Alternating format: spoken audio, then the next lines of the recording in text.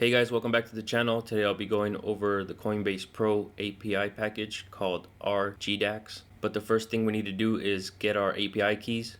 So on Coinbase Pro, if you click on the right hand side and you go to API, so I'm going to click new API key. I'm going to use my default portfolio. I'm going to give it a nickname. I'll call it test1. For permissions, I'll click view, transfer, and trade. You're going to want to store this passphrase. So I'm just going to copy it into RStudio. And then I'm going to click on create API key. Once you get the text, just click on add an API key. You will then receive this message, but first I'm going to copy my passphrase onto RStudio and then we'll store the API secret key. So for the passphrase, I'm just going to replace this one. I'm going to copy this API secret.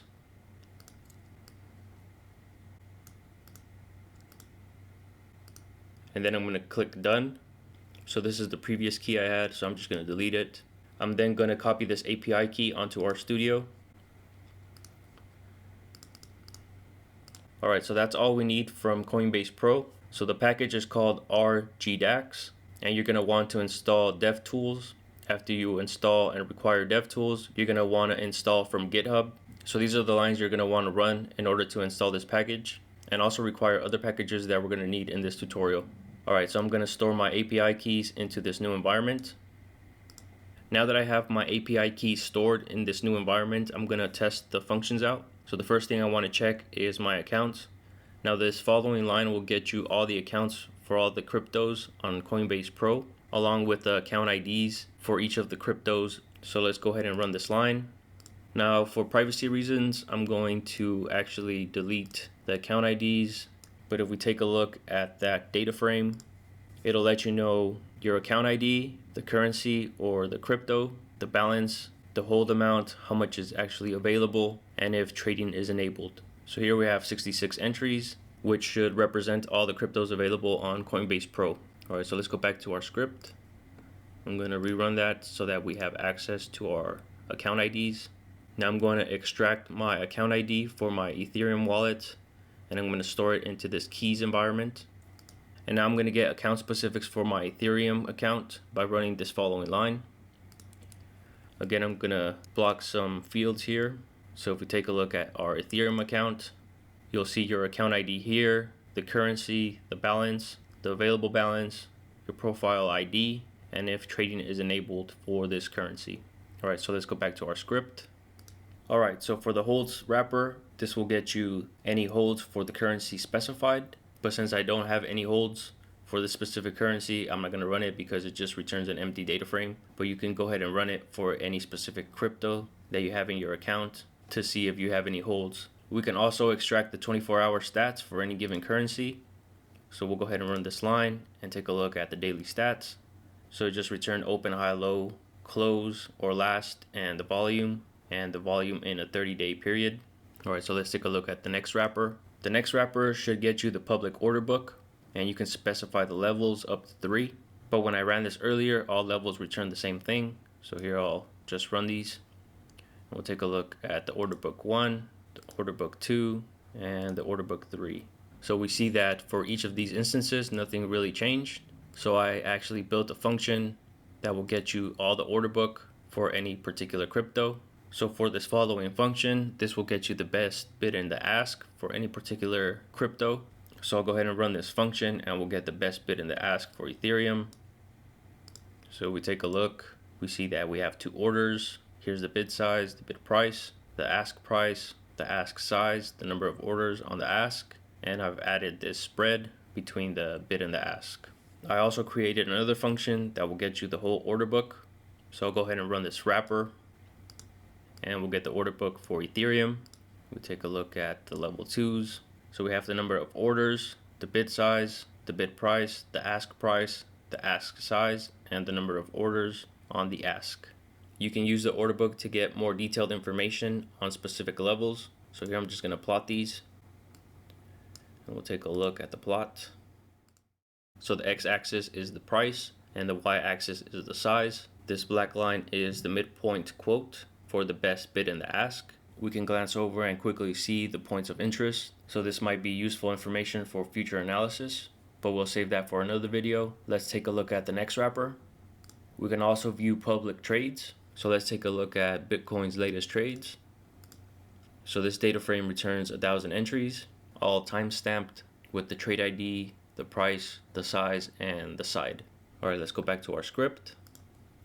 We can also use this API to add orders, either for buying or selling. So I'm going to try and send an order to close out my Ethereum, and this will be a limit order. The side would be S for sell. And if you recall, if we go to account, here we can see our balance. So I'm going to try and close out my available balance. And I'm going to set the limit price to 4,000 because I don't actually want to close this out. So let's add the order, and we get a message. And the message is the size is too small. Minimum size is 0.001. So I don't have enough Ethereum to actually sell, which leads me to the next wrapper, which we can actually see the size limits by running public info. So here we'll run this line and we'll take a look at that data frame. So here are the size limits, and we'll search for Ethereum USD. And we do see in fact that the minimum size is 0.001. All right, so let's take a look at the next wrapper. We also have the functionality to cancel orders and to view any fills by running these following wrappers. But since I don't have any orders open and I haven't traded, there will be no fills, but we will use these wrappers in the future once we have a working algorithm. So the last function is to get historical data.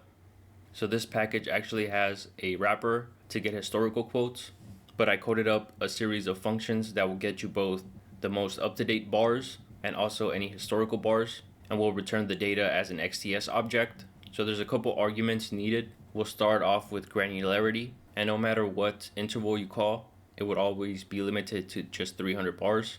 So for granularity, we have 60, which is 1 minute, 300, which is 5 minutes, 900, which is 15-minute bars, 3600 for 1 hour bars, 21,600 for 6 hour bars, and finally 86,400 for daily bars.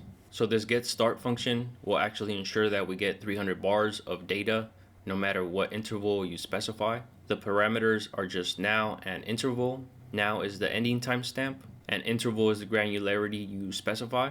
So if we take a look at this function, so this kind of looks like a switch statement.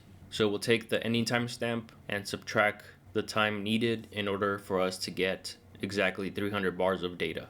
Because if it's over 300 bars, Coinbase will actually block the request and we won't be able to get any data. So no matter what granularity you choose, it would always return the starting timestamp in order for us to get exactly 300 bars. So I'll go ahead and minimize this function, and I'll go ahead and run this function. So in order to get the latest crypto bars, we're just going to pass in our keys, the crypto, and the interval. So if we take a look at this function, in order for us to get the most up-to-date data, I'm going to store the current system time, and then I'm going to use my get start function to get the starting timestamp. I'm going to build the URL. Now for this request, you don't need to specify your API keys, but I left it in there in case anything changes with Coinbase Pro. After I get the data, I'm going to format it.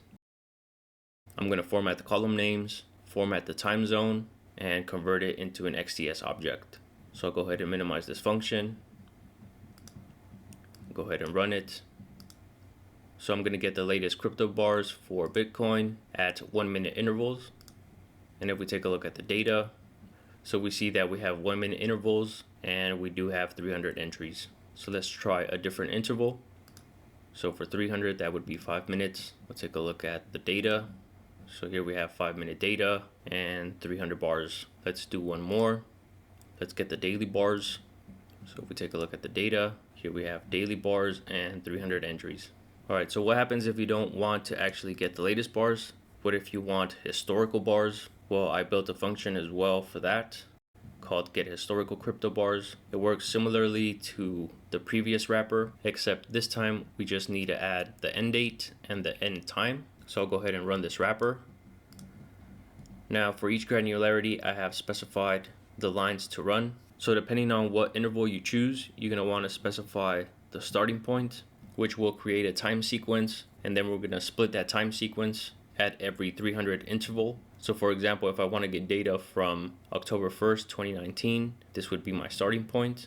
2, you can specify the time as POSIX CT as well, but I want to get data from October 2019 until present by 5 minutes. And here I'm storing the interval or granularity, which is 300 for 5 minutes. So if we run that line, we'll get a time sequence, and then I'm going to split at every 300th interval, which will be a rough estimate in order for us to get exactly 300 bars of data at each point. So I'll go ahead and run that. And then I'm going to store those endpoints, which we will then later use in this variable called NP. Alright, so here you will specify what crypto you want data for. So in this case, I'll just use Ethereum. And then I'll use PBLApply. I'm going to pass in those timestamps into my get historical crypto bars function by splitting the date and time. Alright, so let's run that, and then we'll take a look at our console. So it won't take that long to actually run. So I'll go ahead and pause the video and then return when this is done running. Alright, so after this is done running, I'm going to remove all empty lists. I'm going to row bind my data. I'm going to make the index unique and drop the values that are duplicates.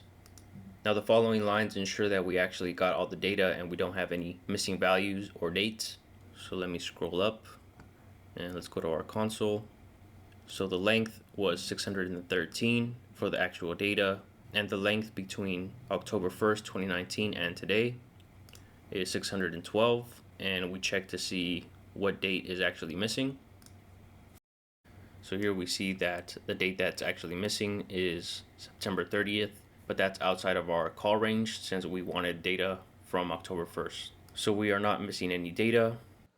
The next thing I want to do is format the column names. And if we take a look at all, so even though we specified the data to start October 1st, we actually get data from prior periods, and that's just because of the time zones. So after I format the time zones, we might get a different starting range. So here we have well over 175,000 entries, all in 5-minute intervals. And if we take a look at the last observation, we see that we get the most up-to-date timestamp as well. So now that this is saved as an XDS object, we can use any quantmod wrapper to calculate indicators or even plot it. So let's go ahead and plot this. And since this is 5-minute data, I'm just going to plot May. So let's take a look at the graph.